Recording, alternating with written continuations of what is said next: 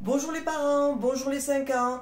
Nous allons attaquer les lettres script qui utilisent deux interlignes. D'accord? Donc, on va commencer par les lettres qui utilisent l'interligne du haut et l'interligne centrale. Alors, qu'est-ce que ça veut dire tout ça? Traçons des lignes. Ligne 1, ligne 2, ligne 3, ligne 4. Ligne 1, ligne 2, ligne 3, ligne 4. Donc, si vous avez regardé les vidéos précédentes, nous avons travaillé que des lettres qui utilisaient l'interligne centrale, c'est-à-dire entre la ligne 2 et 3. Maintenant, nous allons apprendre à tracer des lettres qui utilisent les lignes 1, 2, 3, c'est-à-dire des lettres qui utilisent tout cet espace. D'accord?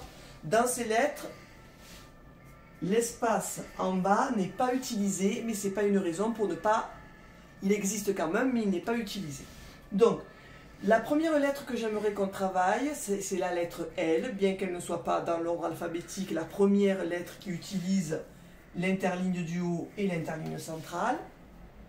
Mais c'est une lettre qui est intéressante parce que ça va nous servir de base pour toutes les autres lettres qui utilisent ces deux interlignes. Donc le L, en fait, ressemble furieusement à un I majuscule, c'est-à-dire que c'est une tige verticale. Je me positionne à la ligne 1, je descends vers la ligne 3, j'ai tracé mon L script. Et donc, si je sais tracer ce L, si je sais bien le placer, je saurai bien placer, bien tracer mes autres lettres qui utilisent l'interligne du haut et l'interligne centrale. Pour exemple, faisons le B.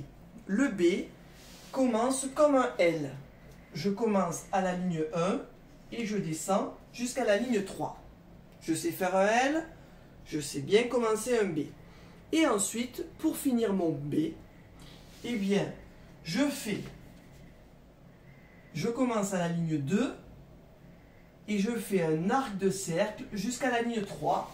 C'est le B. Le B, c'est un L à qui on a ajouté un arc de cercle. Voilà, un crochet. Bon travail!